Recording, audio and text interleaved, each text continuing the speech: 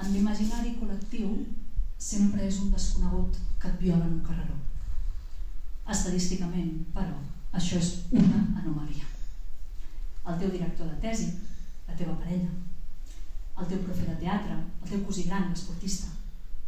En l'imaginari és un desconegut perquè que fàcil condemnar un desconegut, que no existeix en cap teixit de relacions, al qual ningú no és lleial, al qual ningú no estima, al qual ningú no deu cap favor. I que difícil condemnar el director de tesi, la teva parella, gendre ideal, el teu profe de teatre, gràcies Núria i Albert, el teu cosí gran, el teu pare.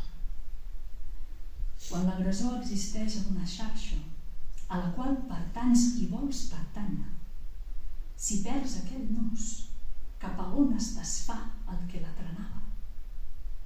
Qui esdevens quan tot s'esfilagarsa? Què passa si ets tu el fil que tiba